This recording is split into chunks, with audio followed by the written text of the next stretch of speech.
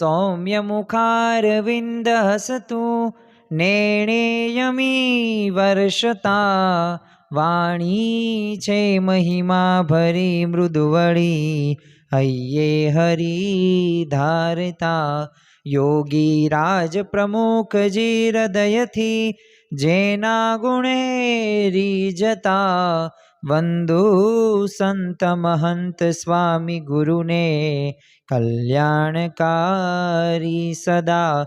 શ્રી સ્વામિનારાયણ ભગવાનની જય। અક્ષર પુરુષોત્તમ મહારાજની જય। ગુણાતીતાનંદ સ્વામી મહારાજની જય। પ્રમુખ સ્વામી મહારાજની જય। પ્રગટ ગુરુ હરિ મહંત સ્વામી મહારાજની જય। સુરત અક્ષરધામ મહોત્સવની જય। દરેક દિવ્ય હરિભક્તોને ધનુર્માસ કથામૃતના જય સ્વામી નારાયણ। આજે આપણે એક નવા વચનામૃતના નિરૂપણ સાથે મળ્યા છીએ અને વચનામૃત ગઢડા મધ્યનું 57મું અને તેનું મથાળું છે કે ગરોળીના દ્રષ્ટાંતનું મીનડિયા ભક્તનું। તો આજના આ વચનામૃત નિરૂપણની અંદર આમ તો ભગવાનનું સુખ કેવું છે, ખરા ભક્તના શું શું લક્ષણો એ શ્રીજી મહારાજે વચનામૃતની અંદર આપ્યા છે। અને ખરેખર તો જ્યારે વચનામૃત આપણે વાંચીએ ને ત્યારે ખરા ભક્તના જે 3 લક્ષણોની વાત એ શ્રીજી મહારાજે કરેલી છે, એક તો નિયમ, બીજું નિશ્ચય અને પક્ષ। તો આ 3 જે ભક્તોના એ હૃદયની અંદર જો આ લક્ષણો હોય તો એ ખરો ભક્ત છે। પરંતુ સામે પક્ષે ખરા ભક્તની સામે એ પાછા ભક્તો તો હોય છે, પરંતુ એવા મીનડિયા ભક્તો પણ હોય છે। તો એની વાતો પણ આ વચનામૃતની અંદર કરવામાં આવી છે। અને ભગવાનનું સુખ કેવું છે। આમ તો આ લોકની અંદર આપણે માયાના બંધનની અંદર સૌ કોઈ બંધાયેલા છીએ અને આ બંધનમાંથી જ્યારે પણ આપણે મુક્ત થશું ને ત્યારે એક સુખની આપણે પ્રાપ્તિ કરી શકીશું। તો આ ધનુર્માસની અંદર આપણે આ કથા શ્રવણ કરીએ છીએ અને આ કથામૃતનો જે લાભ લઈ રહ્યા છીએ તો આપણા બહુ મોટા ભાગ્ય કહેવાય કે આપણા ભગવાનના શબ્દો, કારણ કે લોકની અંદર તમે બહાર જોવો ને તો ભગવાનની કથા વાર્તા કે ભગવાન સંબંધી જ ક્રિયાઓ નથી થતી। આવો જ પ્રશ્ન ભોળાનાથ શર્માએ મૂળજી શર્માને કહ્યો હતો। હવે મૂળજી શર્મા એટલે કોણ? તો મૂળ અનાદિ અક્ષર મૂર્તિ ગુણાતીતાનંદ સ્વામી। હવે આ ગુણાતીતાનંદ સ્વામી બાળપણથી જ તે ભગવાનનું ભજન કરતા હતા અને ભોળાનાથ શર્માએ કહ્યું કે આ તારી બાળપણની અંદર રમવા ખેલવા કૂદવાની ઉંમર છે, અત્યારે તું ભગવાનનું નો ભજન કર, ભગવાનનું ભજન તો મોટી ઉંમરે થાય। હવે આવી વાતો કરી એટલે મૂળજી શર્મા ત્યારે તો કંઈ બોલતા નથી, એટલે તરત તે પોતે ગામના ચોરે જાય છે અને ગામના ચોરે બધા બાભલિયાઓ બેઠેલા હતા અને આપણને પણ ખ્યાલ છે કે ભગવાનનું ભજન છે ને પહેલેથી જેને કર્યું હોય ને એ જ પોતે ભગવાનનું ભજન કરી શકે ને એ જ મંદિરના દાદરા ચડી શકે।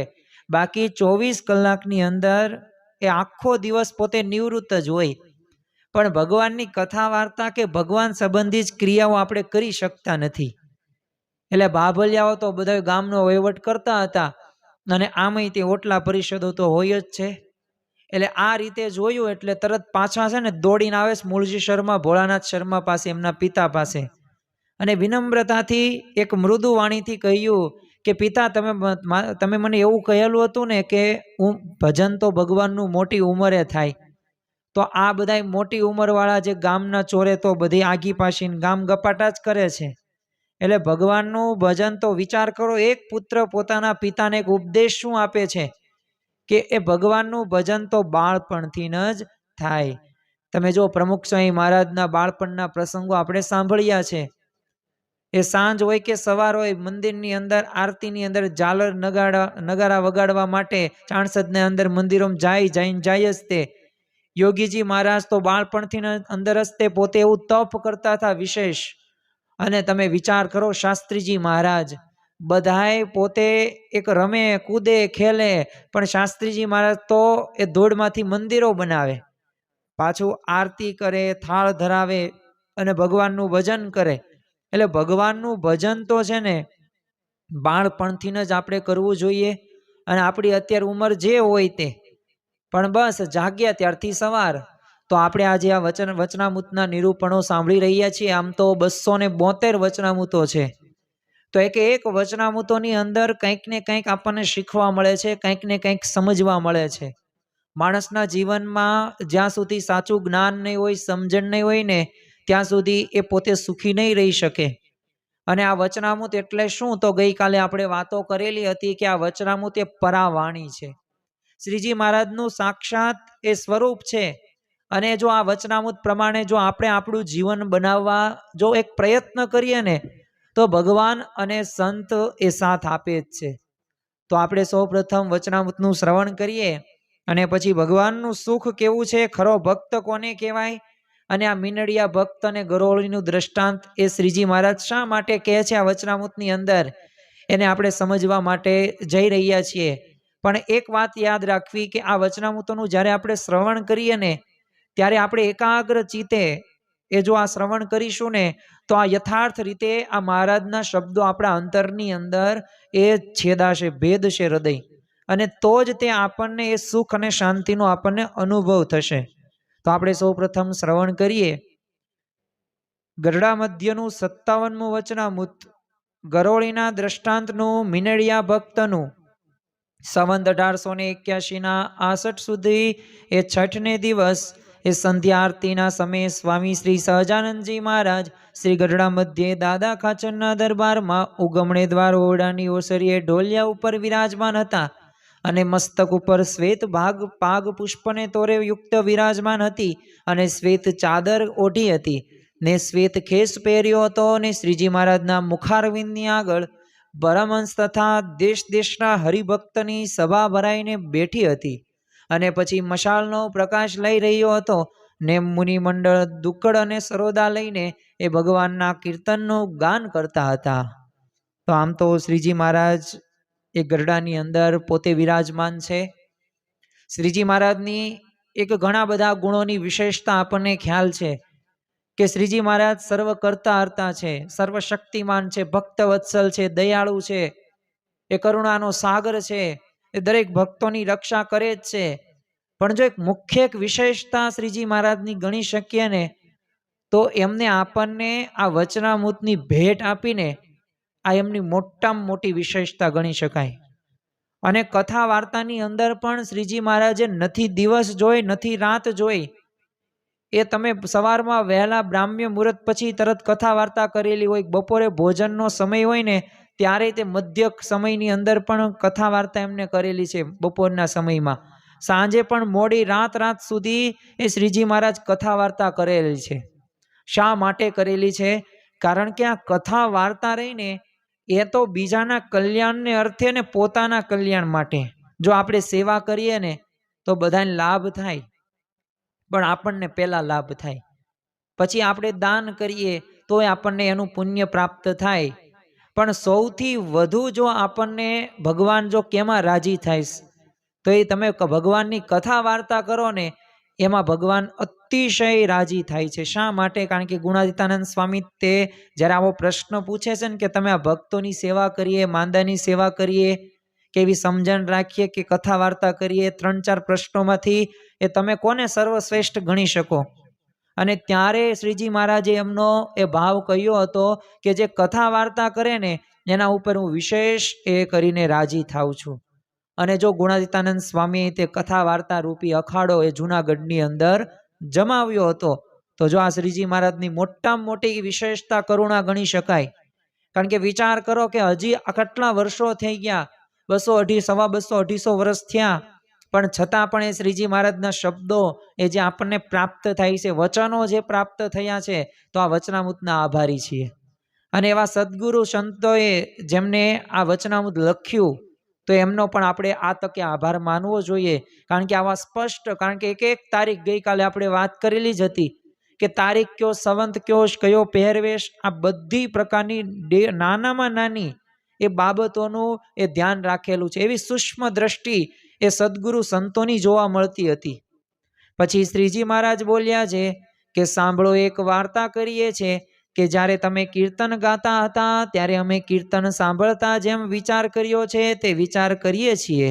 ગઈકાલે તે શ્રીજી મહારાજે લોયાની અંદર આપણે જે વચનામૃતનું નિરૂપણ કર્યું, તો એની અંદર પણ એ શૂરવીર હોય કે જ્ઞાની હોય કે વિશ્વાસી હોય, આ 4 ભક્તોની જે આપણે વાતો કરેલી હતી અને પ્રીતિવાળો, તો આ 4 ભક્તો રહ્યા ને એ સ્વાભાવિક રીતે એ વિચાર પણ શ્રીજી મહારાજે કીર્તનો જ્યારે બ્રહ્માનંદ સ્વામી મુક્તાનંદ સ્વામી સરોદો લઈને અને દુક્કડ વગાડતા હતા ને એમાં જ વિચાર એમને કરી રાખેલો અને સામેથી પ્રશ્ન કર્યો. તો અહીંયા પણ આ ગઢડા મધ્યના 57માં વચનામૃતની અંદર પણ શ્રીજી મહારાજે આ જ કાર્ય કર્યું કે એક જ્યારે કીર્તનો જ્યારે બધાય ગાતા હતા ને અને ભજન ભક્તિમાં લીન હતા ને ત્યારે એમને વિચાર કર્યો.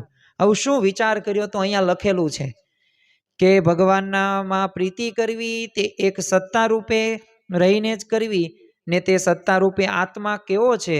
તો જેને વિશે માયાને કાર્ય જે 3 ગુણ ને દેહ ઇન્દ્રિયો એ અંતકરણ તેનું કોઈ આવરણ નથી અને કાંઈક જે આત્માને વિશે આવરણ જેવું જણાય તે અજ્ઞાને કરીને જણાય છે, પણ જેને જ્ઞાન વૈરાગ્ય કરીને એનો સર્વે પ્રકારે નિષેધ કરી રાખ્યો છે તેને તો એ આત્માને વિશે કોઈ જાતનું આવરણ નથી અને એ આત્મા રૂપે જે વર્તવું તે કેવળ બ્રહ્મ થઈને મસ્ત થવું તેને એ અર્થે નથી. એ તો પોતાની આત્મા રૂપે રહેવું તેનું પ્રયોજન છે કે હું આત્મા છું, મારે વિશે કોઈ જાતનું માયાનું આવરણ નથી. તો આત્મા થકી જ પરમાત્મા નારાયણ વાસુદેવ તેને વિશે તો માયાનો લેશ પણ કેમ હોય? એવી રીતે ભગવાનમાં કોઈ રીતનો દોષ ન આવે ને સારું આત્મનિષ્ઠા દ્રઢ કરી રાખવી અને એ આત્માના પ્રકાશને વિશે વિચારને રાખીને સત્તારૂપમાં જે પેશવા આવે તેનો નાશ કરી નાખો. જેમ દીવાના પ્રકાશમાં ગરોળી આવીને જે જતું આવે તેનો નાશ કરે છે, તેમ આત્માનો જે પ્રકાશ તેમાં રહ્યો જે વિચાર તે આત્મા વિના બીજા પદાર્થનો નાશ કરી નાખે છે. અહીંયા જો શ્રીજી મહારાજ એક આત્મનિષ્ઠા એક આત્મજ્ઞાન દ્રઢ કરવાની વાત કરે છે. મહંત સ્વામી મહારાજનો જો પ્રિય શ્લોક હોય ને સત્સંગ દીક્ષા ગ્રંથની અંદર, તો ગઈકાલે પણ આપણે આ કહ્યું હતું નિજાત્માનમ બ્રહ્મ રૂપમ દ્રેહત્રિય વિલક્ષણમ, કે આપણે આત્મા છીએ. તો આ જ્યારે વિચાર આવશે ને ત્યારે ખરેખર અંતરની અંદરથી એક સુખ આવશે અને આ સુખ રહ્યું ને એ કોઈ સામાન્ય સુખ નથી.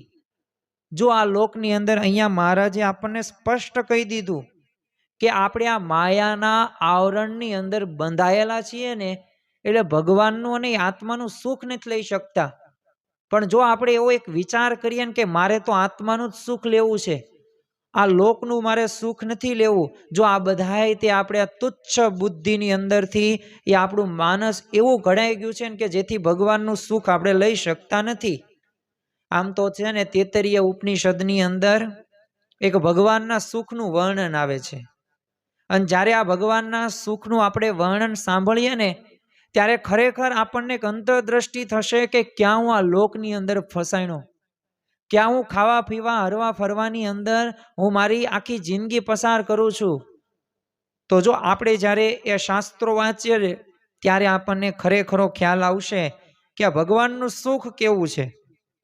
તો આમ તો એની અંદર વર્ણન કરવામાં આવ્યું છે કે કોઈ સારા સ્વભાવવાળો હોય, કોઈક યજુર્વેદ સામવેદ અથર્વવેદ ઋગ્વેદ ભણેલો હોય, કોઈક વ્યક્તિનું મનોબળ એટલું બધું દ્રઢ હોય, અમુક પાસે ઘણું બધું ધન ધાન્ય હોય, અરે પોતે આમ સશક્ત યુવાન હોય અને બધી રીતે નિરોગી એનું જીવન હોય અને આખી પૃથ્વી હોય ને એનો એ આનંદ છે ને એ એક મનુષ્યનો એક આનંદ એ ગણી શકાય. પણ જો એવા 100 મનુષ્યનો આનંદ, જો આ બધું ધન સંપત્તિ આ વૈભવ સત્તા જ્ઞાન બધું ભેગું કરવાનું અને એક મનુષ્ય પાસે હોય ને એવા 100 મનુષ્યનો આનંદ, તો એવા 100 મનુષ્યનો આનંદ એટલે કે એક ગંધર્વનો આનંદ. હવે આ એક ગંધર્વનો આનંદ એવા 100 મનુષ્ય એ ગંધર્વનો આનંદ ભેગો કરીએ ને તો એક દેવ ગંધર્વનો આનંદ કહી શકાય. હજી આગળ આ ઉપનિષદની અંદર એ વાતો ભગવાનના સુખની કહેવામાં આવી છે કે એવા 100 ઇન્દ્રનો જે આનંદ હોય ને એવો એક બૃહસ્પતિનો આનંદ હોય. 100 બૃહસ્પતિને ભેગા કરવાના અને એનો જે આનંદ હોય ને એનું જે સુખ હોય ને એ એક બ્રહ્મનો આનંદ કહેતા કે ભગવાનનો આનંદ હોય. એટલે કે એક પૂર્ણ જો મનુષ્યનું સુખ આપણે ગણવું હોય ને તો 10 એને તમે આગળ મલ્ટીપ્લે કરવાનું તમારે, અને એની 20 ઘાત બરાબર ભગવાનનું સુખ ગણી શકાય. તો જો આટલું સુખ ભગવાનનું સુખ છે, પણ આપણને આ પ્રકારે એક પ્રશ્ન થતો જોવા મળે છે કે આ વર્ણન ઉપનિષદો અને વેદોની અંદર કરવામાં આવ્યું છે, પણ આ ભગવાનનું સુખ શા માટે અમે લઈ નથી શકતા? અમે એવું તે શું કરીએ કે આ ભગવાનના સુખ સુધી પહોંચીએ? આમ તો છે ને ઘણી બધી વખત સદગુરુ ડૉક્ટર સ્વામી એ આપણને એક દ્રષ્ટાંત આપે છે કે એક છે ને અક્ષરધામમાંથી એક મચ્છરીઓ હતું ને, એ પોતે એક સ્વાભાવિક રીતે આપણે વોશરૂમ કરવા જઈએ તો કોઈ જીવ પ્રાણી માત્ર આ બધી દેહિક ક્રિયાઓ સાથે સંકળાયેલું હોય, એટલે એ એક મચ્છર હતું ને, એક એ પોતે મૂતરું. સ્વાભાવિક આપણી કાઠિયાવાડી ભાષાની અંદર હવે એ જ કહેવાય, કાંઈ બીજું તો એને કહેવાય નહીં. હવે એ નીચે આવ્યો ને પછી પડતા પડતા પડતા પડતા પડતા પડતા પડતા થોડીક જણ ઉડી. આ જણ રહીને એ આ પૃથ્વીનું આ બધું સુખ, અને એમાં આપણે કેટલું સુખ માની લઈએ છીએ, ન પૂછો વાત. અમુક તો ખાવા પીવાને એટલું બધું પોતે પ્રાધાન્ય આપે છે ને, અને એટલું એને ગોટા મળે ને તો તેને ભાવે. એને તો ચોમાસાની અંદર છે ને ગરમા ગરમ મેથી દાણા મરચાં નાખીને ભજીયા મળવા જ પડે તો જ ગમે. તમારા પુત્રોને તેમ પૂછજો, પીઝો દેજો, કેટલો રાજી થઈ જશે. બોલો કેટલું બધું સુખ એને પીઝા કે ભજીયા કે ગોટામાં માન લીધેલું છે. જો આ માયાનું બંધન છે. એટલે જ તે ઉત્તર ગુજરાતની પણ બાય હરિભક્તોએ એ શ્રીજી મહારાજ સામે એ જ કીધી માંગણી, પ્રાર્થના કરી. અને સ્વામિનારાયણ સંપ્રદાયની અંદર પ્રાર્થનાઓ ઘણી બધી છે, પરંતુ આ બધી પ્રાર્થનાઓમાં જો સર્વશ્રેષ્ઠ પ્રથમ સ્થાન આપવું હોય ને, તો આપણે આ મહાબળવંત માયા તમારી આ પ્રાર્થનાને આપણે આપી શકીએ. આમ તો સદગુરુ નિષ્કાંત સ્વામીએ એ 64મા પ્રકરણની અંદર આ એમને આખી કાવ્ય એક આખું એક સરસ રીતે પ્રાર્થના એમને ગૂંથી છે, અને એક યાચનાઓ આપણે સાંભળવા જેવી છે. એક પ્રાર્થનાઓ એ ભગવાન પાસે આપણે દરરોજ કરવાની છે, અને આ પ્રાર્થનાથી જ આપણે એ ભગવાનનો સાક્ષાત્કાર થઈ શકશે, કહેતા કે એવી એકાંતિક સ્થિતિને પ્રાપ્ત કરી શકીશું. પણ આ માયામાં આપણે બધાય બંધાઈ ગયેલા છીએ, એટલે આપણે ભગવાનનું કંઈ સુખ લઈ શકતા નથી. અને આપણે ભગવાનનો આવો તો આપણને શું લાગે છે કે એ તો બધું લખ્યું હોય, એ કાળા અક્ષર કુહાડે માર્યા બરાબર થાય. હવે આવા અભિગમ સાથે આપણે આગળ વધતા હોય ને, તો આ વચનામૃતની ગરિમા શું રહે?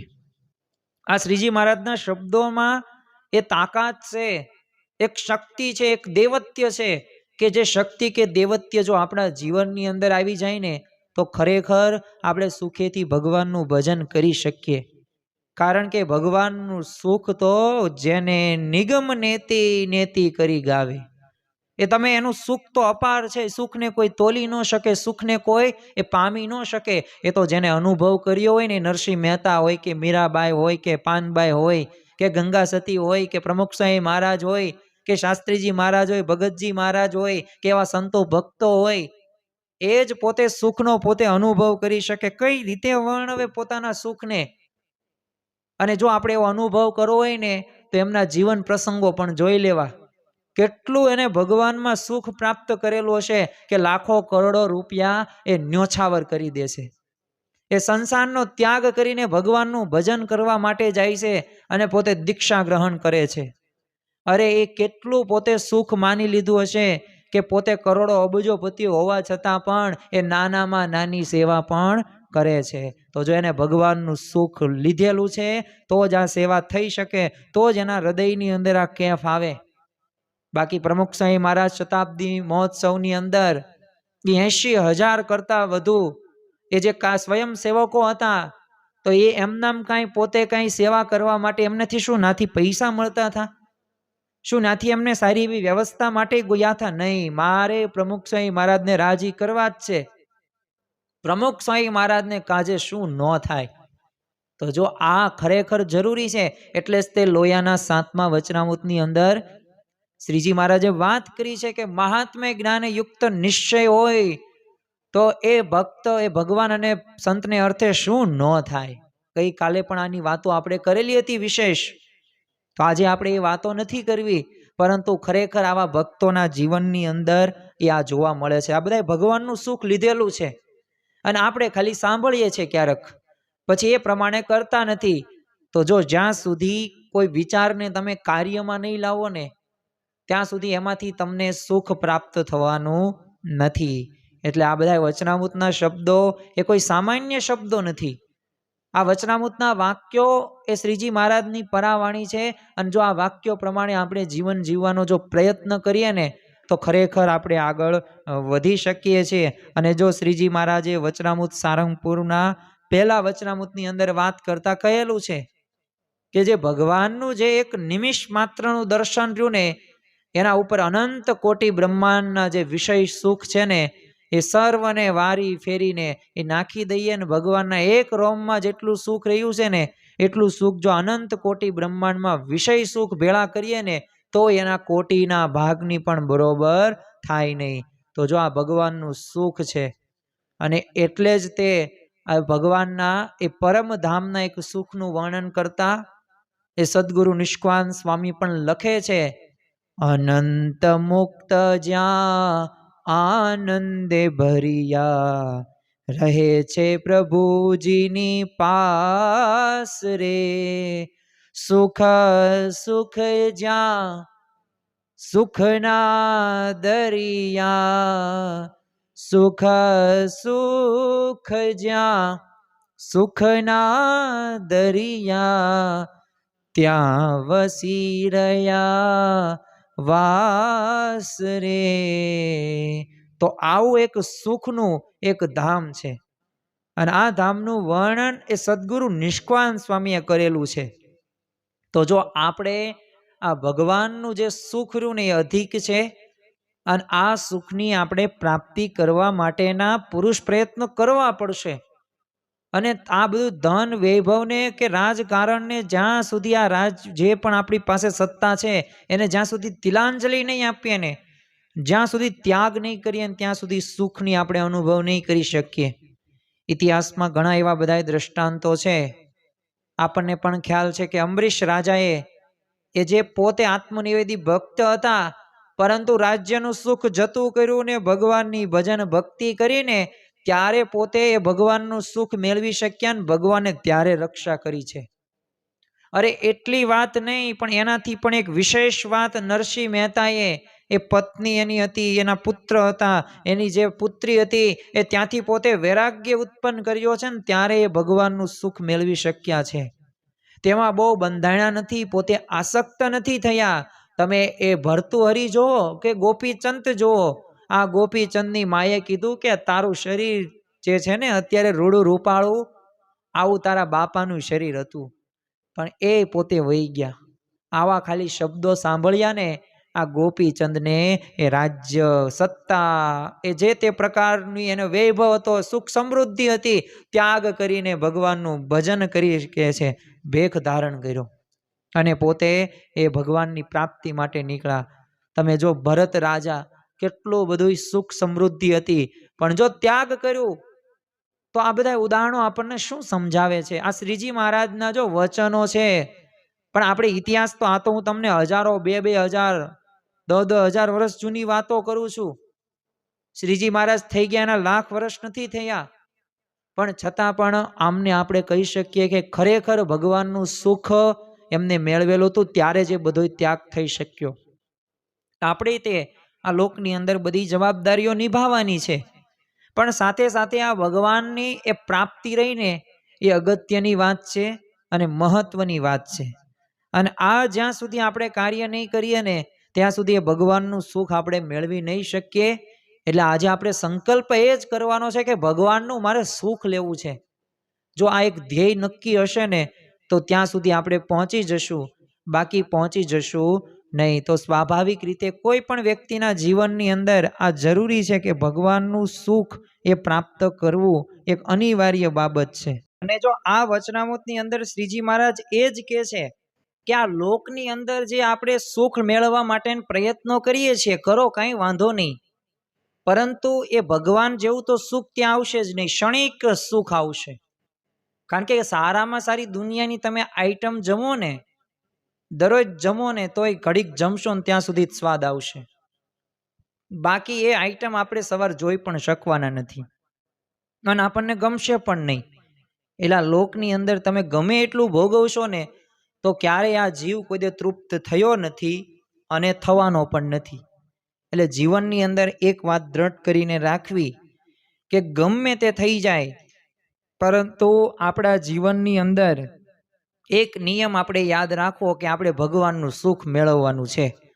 આ છતી દેહે ભગવાનનું સુખ મેળવવાથી બીજી કોઈ મોટી વાત નથી અને બીજું કોઈ કર્મ પણ મહાન નથી. કારણ કે ભગવાનને જ અંતે આપણે પામવાના છીએ અને આપણે અક્ષરધામમાં જવાનું છે. આવો સંકલ્પ આપણે રાખવો જ પડશે અને એ પ્રમાણે કાર્ય પણ કરવા પડશે.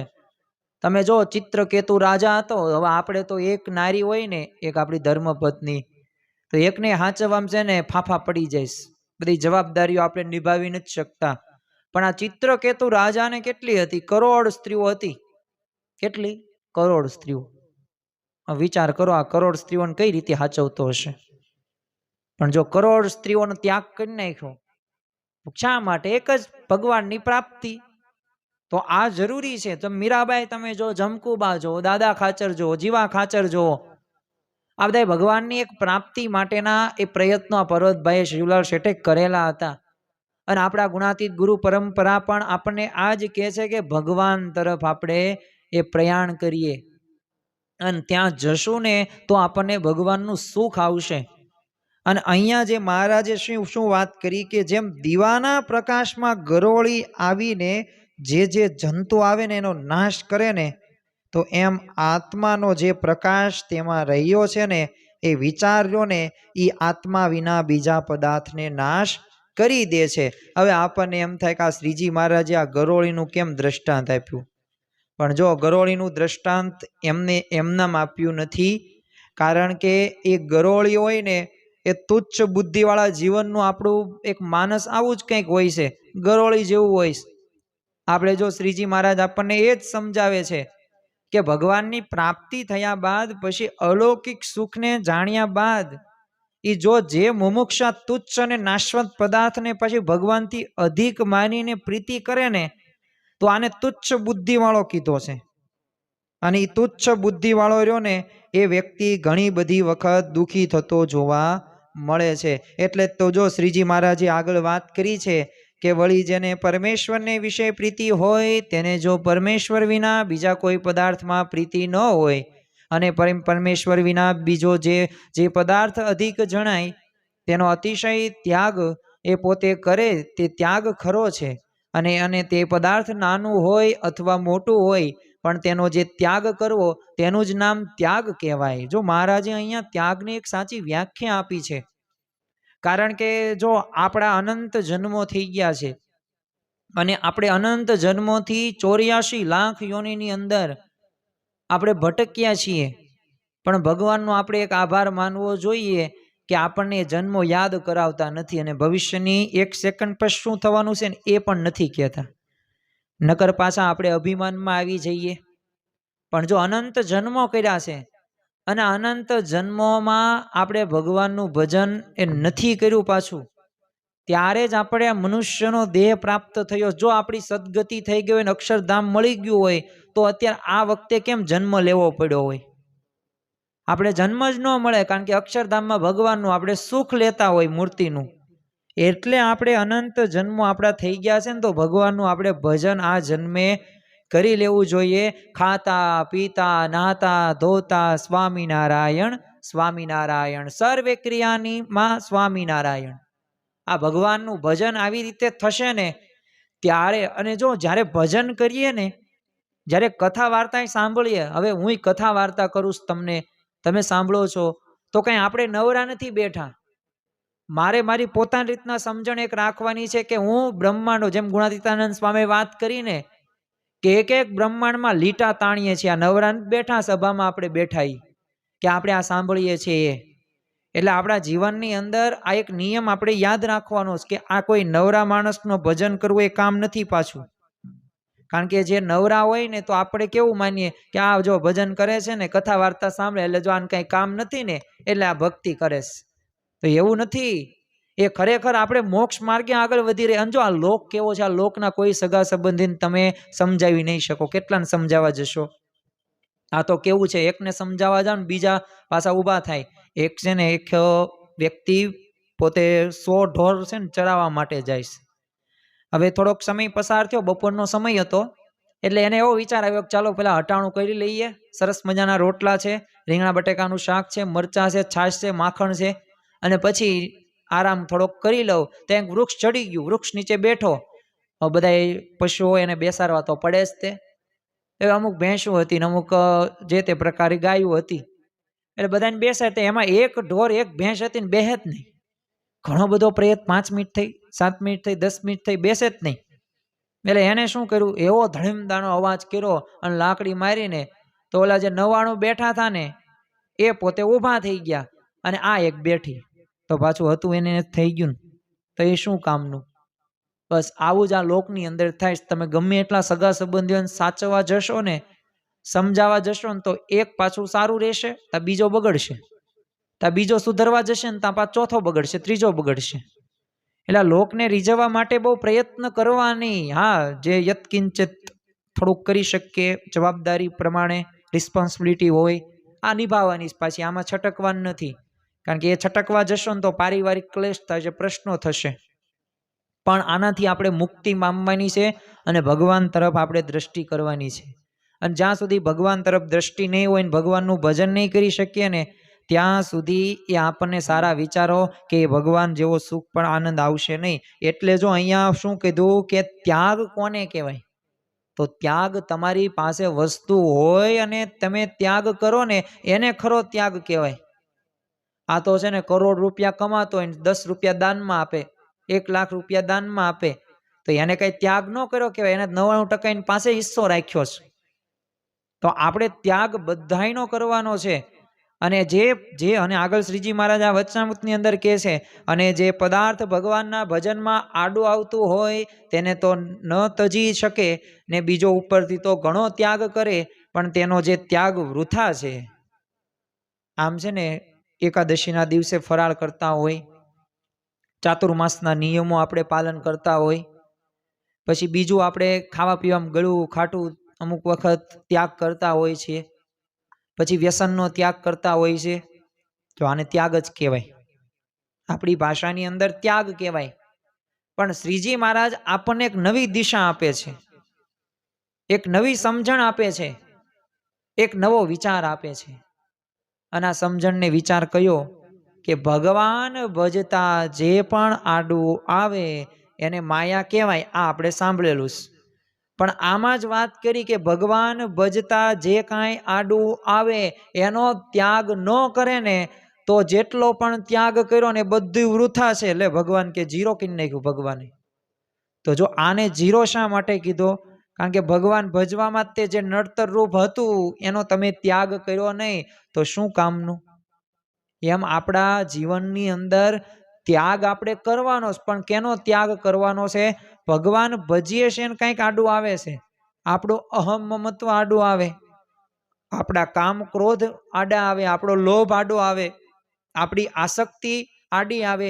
સભામાં ગયા હોય અને ઘરે પત્નીએ ફોન કરે કે આજ સભામાં ન જાતા, બસ એ સમજી લેવાનું, પણ હવે પાછો એનો ત્યાગ નથી કરવાનો, એને સમજાવવા માટે પ્રયત્નો કરવાના. પણ જો ભગવાન ભજતા આડું આવ્યું, પણ જો ત્યાં આપણે પાછું આપણી સારી સમજણથી એને સમજાવવાના છે અને એને પણ જોડવાના. ઘણી બધી વખત છે ને ઘરમાં પ્રશ્નો છે ને સત્સંગમાં કેના લગતા થાય છે?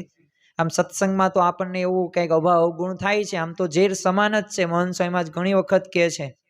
પણ જો ઘરના આપણા ધર્મપત્નીઓ, માતા પિતા, બધાને આપણે સત્સંગના રંગે આપણે કરીએ ને અને રંગ લાગે ને તો પછી તમારે સેવા કરવામાં વાંધો ન આવે અને ભગવાન ભજવામાં પણ કાંઈ વિઘ્નો પરિવારના સભ્યો ન કરે. પણ ઘણા બધા શું કરે, પોતાનો એક ભજન કરતા રહે, પછી ઘરમાં કાંઈ ધ્યાન ન આપે, અથવા તો ઘરમાં એ પ્રકારે ભક્તિ માર્ગે એમને આગળ ન વાળે. તો જો વૃથા છે. એટલે ગમે એટલો ત્યાગ કરશો, પણ જો જ્યાં સુધી ભગવાન ભજવામાં આડું આવતું એનો ત્યાગ નહીં કરો ને તો જીરો છે.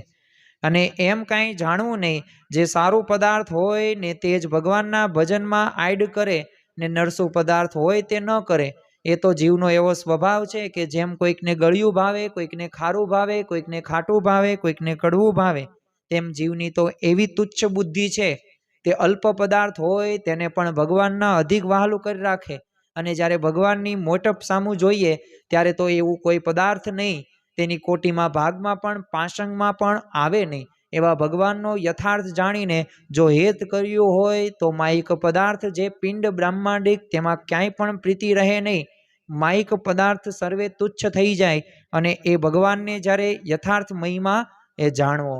અહીંયા જો શ્રીજી મહારાજે સરસ મજાની 3 વાતો આપણને સમજાવે છે.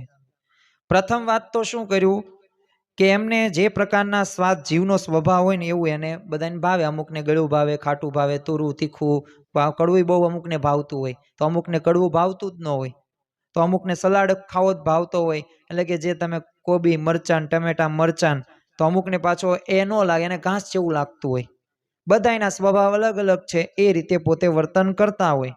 પણ અલ્પ પદાર્થની અંદર પણ જો ભગવાન કરતા અધિક વહાલું કરી રાખે છે ને, તો એને ભગવાનની મોટપ એને જાણવામાં આવી નથી. અને અહીંયા એમને એક મોટી વાત શું કરી કે તુચ્છ બુદ્ધિવાળા આપણે જે મનુષ્યો છીએ ને, એ આ બધા પણ નાની નાની વાતોની અંદર આપણે સુખનો અનુભવ કરીએ. શ્રીજી મહારાજ આમ તો બાળપણની અંદર એમનું નામ ઘનશ્યામ પ્રભુ. આવો ઘનશ્યામ પ્રભુનો નિયમ ફરજિયાત બધા મંદિરોની અંદર દર્શન કરવા માટે જાય.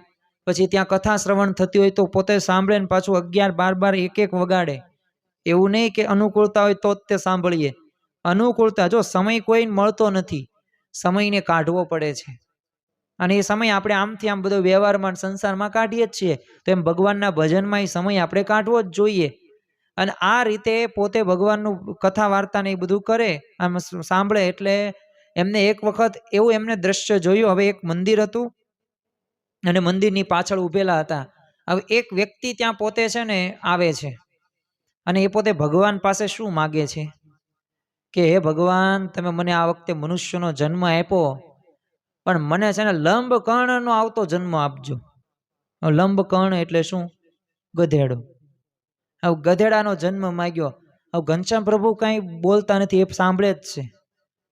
પણ પછી એની અંદરની જે મનોવૃત્તિ હતી ને, એમને તપાસીને ત્યારે એમને અંદરથી આમ હરારટી થઈ ગઈ કે આ કેવો જીવ છે. આ મેં આ મનુષ્ય દેહ આમને આ મળ્યો છે, છતાં ગધેડાનો માગે છે. પણ ગધેડાનો કેમ માગે છે?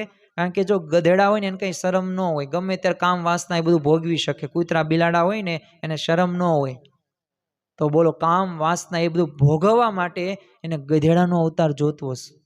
એને મનુષ્ય કેટલો એને આ જે તે પ્રકાર કામ કે ક્રોધ કે લોભની અંદર પોતે લોભાઈ ગયો હશે કે એને ભગવાનની પ્રાપ્તિ કે ભગવાનનું સુખ જો ત્યારે એમને નક્કી કરી નાખ્યું કે ખરેખર આમને સાચી વ્યાખ્યા અને સાચા અર્થો સમજાવવા જ પડશે. અને આ જ એમનું એક મુખ્ય પ્રયોજન આપણે ગણી શકાય. જો આ વચનામૃતની અંદર શ્રીજી મહારાજે છે ને એક જે વાત, અને મથાળું પણ એ જ છે કે ગરોળીના દ્રષ્ટાંતનું, તો એમાં ગરોળીના દ્રષ્ટાંતની અંદર પણ એક દ્રષ્ટાંત એક આવે છે કે આમ તો જીવનો છે ને વિચિત્ર કેવો સ્વભાવ છે કે એને છે ને મહા મોટું સુખ પ્રાપ્ત થાય ને તો એ મનથી માનેલું તુચ્છ સુખ રહ્યું ને એ છોડી નથી શકતો. એક છે ને મહાત્માએ આમાં નદીમાં તણાતી એક ઉંદરડી જતી હતી અને મરવા ટાણે જ હતી અને બચાવી લીધી એમ પૂંછડી પકડીને, અને આ ઉંદરડીને આશ્રમમાં લઈ જઈશ. એટલે થોડાક વર્ષો પછી તો ઉંદરડે કીધું કે મારા તમે વિવાહ કરાવો ને, મારા લગ્ન કરાવો ને. તે મહાત્માએ તો છે ને કહ્યું જો આ સૂરજને જોવેશ તું, તો આ સૂર્ય બહુ તેજસ્વી છે, એટલે તારે એની સાથે પરણવું છે. ઓપ્શન તો આપે ને બધાને કે કોની સાથે પરણવું છે એ બધી બાબતોની અંદર. એટલે અહીંયા તે મહાત્માએ ઓપ્શન આપ્યો ઉંદરડીને. એટલે મહાત્માએ આવી વાત ઉંદરડીને કરીને, એટલે ઉંદરડીએ શું કીધું કે એ તો તમે વાત સાચી કે તેજસ્વી છે, પરંતુ અગ્નિ ગોળો છે, એટલે કંઈક એને થોડુંક મોટું બતાવો. માણસને છે ને જે હોય ને એમાં સંતોષ નથી રાખવો. એમાં ઉંદરડી તે પોતે અસંતોષ વ્યક્ત કરતા આ મહારાજને એવી વાત કરી કે તમે અહીંથી થોડુંક મહાત્માને કીધું વધારે થોડુંક તેજસ્વી કયો ને. તો પછી એને વાત કરી કે જો કાંઈ વાંધો નહીં, આને તાર ન પરણવું હોય તો હું તને છે ને જો વાદળ રહ્યું ને એ સૂરજને પણ ઢાંકી દેશ. બોલ એને પરણવું જ તારે? તો ઉંદરડી કે થોડોક એનાથી નહીં થોડોક મોટો હોય દેખાડો ને. કારણ કે વાદળું બરોબર છે, પણ અમુક વાર જ હોય ને, પાછું કાયમ માટે સૂરજ દેખાય જ છે. તે મહાત્મા કે જો આ વાયુ રહ્યા ને એ વાદળને પણ ઢસડી જાય, અને વાયુને લીધે જ વાદળ આમથી આમ અવર જવર કરી શકે છે. તે ઉંદરડી કે થોડુંક એનાથી મોટું આપો ને, કારણ કે અસંતોષ જ એના મનની અંદર હતો. જો આપણે ઘણી બધી વખત એક વાત સાંભળી હશે કે સંતોષી નર સદા સુખી, કે જેના જીવનની અંદર સંતોષ છે ને એ પોતે સુખી રહી શકે છે, પણ જે અસંતોષી જે છે ને એ ક્યારેય જીવનની અંદર સુખી નથી રહી શકતો. એટલે અહીંયા એ પ્રકારે જ વાત કરવામાં આવી, એટલે કહ્યું કે નહીં તો એનાથી થોડુંક વધારે કરો ને મહાત્મા કે પર્વત, ચાલો બસ વાયુને રોકી દેશ પર્વત, એટલે પર્વતને પરણવું જ તારે. તો ઉંદરડી તોય કહેશ કે ના ના એનાથી થોડુંક મોટું વિશેષ બતાવો ને. તો મહાત્મા કે ઉંદર છે બોલ, એ પર્વતને કોચીન છે ને એ દર બનાવી દે છે. તો ઉંદરડી કે હા એ બરાબર, એ બસ એ જ યોગ્ય છે મારા માટે. વિચાર તો કરો કે જો જેનું મન જ્યાં લાગ્યું હોય ને તેને એ જ રમણીય લાગે છે. એટલે જે આપણે આ માયામાં બંધાઈ ગયા છીએ ને, આ માયા જ આપણને ગમે છે. અને સગા સંબંધીઓના વાતથી આપણે ફસાઈ ગયેલા છીએ, એટલે આમાંથી બહાર આવવાનું છે. તમે વિચાર તો કરો કે સૂર્ય કે વાદળ કે પવન કે પર્વતનું સુખ મૂકીને પણ છેલ્લે તો આ ઉંદરડી ક્યાં ગઈ? ઉંદર પાસે જ ગઈ ને. એકવાર છે ને શ્રીજી મહારાજે પ્રાગજી દવે પાસે છે ને કથા વંચાવતા હતા ને, ત્યાં કથા વાંચતા વાંચતા છે ને પ્રાગજી દવે મયારામ ભટ્ટે વઘારના છે ને 7 છમકારા કર્યા અને ગણાય તે મહારાજે. અને કથા જ્યારે પૂરી થઈ ને ત્યારે પ્રાગજી દવે મહારાજને કીધું તમે તો મને સ્વાધ્યા કહો છો, પણ આ ભટ્ટજી તો વઘારના 7 છમકારા કરી દીધા. તે આ સ્વાધ્યો એ કે હું છું? ત્યારે ભટ્ટજી કે હા મહારાજ 7 વઘાર લીધા. હવે એ પ્રાગજી દવેને કથા વાંચતા વાંચતા ગણી નાખ્યું. તો પ્રાગજી દવેની બાજુમાં છે ને મહારાજ તો સાક્ષાત બેઠા જ હતા, પણ છતાં પણ પ્રાગજી દવેનું મન હતું ક્યાં હતું? છમકારાની અંદર. તો જો એ પાછા ન્યા જે સ્વાદ હતો ને, તો આ સ્વાદના લીધે એ કેટલા વઘાર કર્યા, હું છમકારા કરે છે, ત્યાં જ એનું ધ્યાન હોય. તો જો મહારાજનું સુખ મૂકીને ભગવાનની મૂર્તિનું એ ધ્યાન નથી કરતા, પણ આ છમકારાની અંદર પોતે યાદ રાખે છે. તો આવા આપણે લોકો આ જીવનમાં આપણે ઘણી બધી વખત આવો અનુભવ કર્યો પણ છે. કારણ કે જ્યારે પણ કથા વાર્તા સાંભળતા હોય કે વચનામૃત વાંચતા હોય ને, ત્યારે જે પ્રકારે આપણને એ અનુભવ થવો પડે ને સુખનો, એ અનુભવ આપણે કરી શકતા નથી. આપણને કથા વાર્તામાં રસ નથી રહેતો. તો એનું કારણ શું છે કે કથા વાર્તામાં એ આપણે રસ દાખવ્યો નથી. અને એ શ્રીજી મહારાજના એ વચનો કે ની અંદર એ વિશ્વાસનો અભાવ છે. એટલે જ તે એ શબ્દો મૂકીને આપણે એ બીજા બધા માયાની અંદર ફસાઈ ગયેલા છીએ. એટલે જો યાદ રાખજો કે કાયમ તમારે ભગવાન ભેગા જે અમુક રહે ને, તો એને પણ જો એ ભગવાનનો ઘણી બધી વખત એને પાસ લાગતો નથી. એટલે કારણ કે એ પથ્થર રહેતો પાણી મારે ઊંડો કરી નિવાસ, પ્રીતમ કહે ટાંકણે તણખા જરે રે, એને ન લાગ્યો પાણીનો પાસ, સંગત તેને શું કરે? અને ખરેખર સંગ તેવો રંગ. આ બધી બાબતોમાંથી આપણને એક ખબર પડે જ છે. બીજું જો શ્રીજી મહારાજનો આપણે એક પ્રસંગ જોઈએ તો એકવાર છે ને ઈહરવાડે પોતે શ્રીજી મહારાજ પધાર્યા હતા. હવે ત્યાં એક હરિભક્તને ઘેર પધાર્યા, એટલે એ હરિભક્તે એક છે ને બાય ઘરે રાખેલી. તો મહારાજે એને છે ને, જો મહારાજ તો અંતર્યામી બધું જાણે, અને જો આપણા જીવનમાં તે આ સર્વ કર્તાની સમજણ રહીને આ દ્રઢ કરીને રાખવાની, એમાં બધું કલ્યાણ આપણું થઈ ગયું, બધું આવી પણ ગયું. કારણ કે ભગવાન સર્વ કર્તા છે.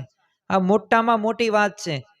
અને જો અખંડ સુખી રહેવાના મહારાજે 6 વિચારો આપ્યા છે. એ પછી સાંખ્ય વિચાર હોય, કરતા હરતાપણાનો વિચાર હોય, કે પછી આત્મ વિચાર હોય, પ્રાપ્તિનો વિચાર હોય, રાજીપાનો વિચાર હોય, આ બધાય વિચારો રહ્યા ને એટલે મહિમાનો એક વિચાર હોય. તો આમાં 6 વિચારો છે કુલ. તો આ 6 વિચારો જો દરરોજ આપણે કરીએ ને તો આપણે અખંડ સુખી રહી શકીએ. તો આ કરતા હરતાપણાનો પણ વિચાર આપણે કરવાનો છે. તમે જો આપણી ગુણાતીત ગુરુ પરંપરા સામે તમે જોવો તો આમને કરતા હરતાપણાના એવા ઘણા બધા પ્રસંગો આપણને ખ્યાલ આવશે. કારણ કે આપણને પણ ખ્યાલ છે કે જ્યારે એ પ્રમુખશાહી મહારાજ શતાબ્દી મહોત્સવની અંદર એ જે આપણે અત્યારે જે ગુણાતીત સત્રનો જે લાભ લઈ રહ્યા છીએ, પણ તમે એક વાત યાદ રાખજો કે એની અંદર એક બૂજો જે સ્વાભાવિક રીતે એનું જે શૂટિંગ કરવાનું હતું, અને જે રાત સુધી એ વૃક્ષ હતું એમાં કોઈ પણ પ્રકારનું જે કહેવાય ને કે આપણે હરિયાળી જે રીતે શૂટિંગમાં લાવવું હતું એવું કંઈ હતું જ નહીં, લીલુંછમ હતું જ નહીં, સાવ સુકાઈ ગયું હતું. પણ જો એમાં પ્રવેશ થયો ભગવાનનો, એ બ્રહ્મનો પ્રવેશ થયો, તો આ બ્રહ્મના પ્રવેશને કરીને એ સવારમાં લીલુંછમ થઈ ગયું. તો જો આ ભગવાનનો ચમત્કાર છે. પણ જો કરતા હરતાપણાનો વિચાર ત્યાં સંતોએ રાખેલો હતો. તમે જુઓ કે શાસ્ત્રીજી મહારાજે સંકલ્પ કર્યો કે ઘેલા નદીના કાંઠે એ ટેકરા ઉપર મંદિર બનાવવું જ છે. શ્રીજી મહારાજનો સંકલ્પ છે. 32 વર્ષ સુધી અરે લાલ લીટો થઈ ગયો કે કોઈ પણને જમીન આ ટેકરા ઉપરની મળશે નહીં. પણ શાસ્ત્રીજી મહારાજ કે રાજ પલટો થશે, અને રાજ પલટો થયો. અને આપણને પણ ખ્યાલ છે કે ખરેખર એ જ્યારે BAPS સંસ્થાની અંદર જે પ્રથમ એ આરસનું એ મંદિર એ ગઢડાની અંદર આપણને અત્યારે વિદ્યમાન થતું જોવા મળે છે. તો જો આ સર્વ કરતા હરતાપણાની સમજણ, તમે જુઓ કે લંડનની અંદર હેરોની વિસ્તારની એ જમીન 30 વર્ષ સુધી રાહ જોઈ, કેસ હારી ગયા. શ્રી પ્રમુખ સાહેબ જેટલું જ બોલ્યા કે જેવી ભગવાનની ઈચ્છા. યોગીજી મહારાજે સંકલ્પ કર્યો કે યમુના નદીના કિનારે એ મંદિર અક્ષરધામ બનાવવું. પ્રમુખ સાહેબ આજે 32 વર્ષ ધીરજ રાખી. દિલ્હીમાં રહ્યો ને, દિલ્હી મુંબઈની અંદર એક કહેવત છે, ત્યાં રોટલો મળે પણ ઓટલો ન મળે. ત્યાં તમે ખાઈ શકો પણ રહી ન શકો. એટલા જમીનના ભાવો, એટલા સ્ક્વેર ફૂટની અંદર લાખો કરોડો રૂપિયાની કિંમત દેવી પડે, છતાં પણ પાછું મળે તો નહીં હોય. પૈસા હોય ને તોય ન મળે જમીન ત્યાં. પણ છતાં પણ તમે જુઓ કે ધીરજતાથી ભગવાન સર્વ કરતા હરતા છે. આ સમજણથી એ આ મંદિર આપણે જોયું. મહંત સાહેબ મહારાજે તો એ આ બ્રહ્મવિહારી સ્વામીને કીધું કે 100 કરતા વધુ ચમત્કારો થશે. પણ તમે વિચાર કરો કે આ 100 ચમત્કારોમાં એક ચમત્કાર એવો કયો હતો કે રાજા રખેવાળ થશે. અને જો થયું પણ એવું, બ્રહ્મવિહારી સ્વામીએ જ વાત કરી છે એ જે આ ગુણાતીત સત્રની અંદર, અને આપણે ઘણી બધી વખત પ્રવચનની અંદર સાંભળેલું પણ છે કે એની જે આબુધાબીની UAEની જે સરકાર છે, ત્યાંની જે પોલીસ કર્મીઓ જે હોય, સુરક્ષા કર્મી, એને સામેથી કીધું કે સુરક્ષાનું જવાબદારી અમારી. વીજળી, પાણી, પાર્કિંગની બધી વ્યવસ્થા અમારી. મેન તો પાર્કિંગ ને વીજળી ને આ બધું પાણી, કારણ કે ત્યાં પાણી છે ને પેટ્રોલ સસ્તું મળે, પાણી બહુ મોંઘું મળે. પણ જો સરકારે એ સુવિધા આપી, રાજા રખેવાળ થશે તો થયા. તો જો આના આધારે આપણે કહી શકીએ કે ભગવાન સર્વ કરતા હરતા છે, અને બધુંય ભગવાનથી જ થાય છે. ધાર્યું ધણીનું થાય. તમે ગમે એટલા લાખ પ્રયત્નો કરો ને તો એને જે નક્કી કર્યું છે ને એ પ્રમાણે તે થવાનું જ છે. તમે ભલે 1000 પ્રયત્ન કર્યા, તમે લાખો પ્રયત્ન કર્યા, પણ એ કયા પ્રયત્ને તમને સફળ આપીને તમને ક્યાં સુધી લઈ જવાને એ ભગવાન જાણે છે. કારણ કે સર્વ કોઈમાં એ જીવની અંદર, આત્માની અંદર ભગવાન વસેલો છે. બસ એ આત્માને ઓળખવાનો છે અને ભગવાનને પ્રસ્થાપિત કરવાના છે. અને અંતરની અંદર, હૃદયની અંદર ભગવાનનો એક વખત વાસ આવી ગયો ને પૂરું થઈ ગયું. જીવન આપણું ધન્ય બની ગયું. અને એ ધન્યતા, દિવ્યતા સાથે જ્યારે આપણે કામ કરવામાં આવશે ને, ત્યારે આપણા આજુબાજુના પણ એ સગા સંબંધીઓ હોય કે લોકો હોય ને, એનામાં પણ એ સત્સંગના ગુણો આવશે.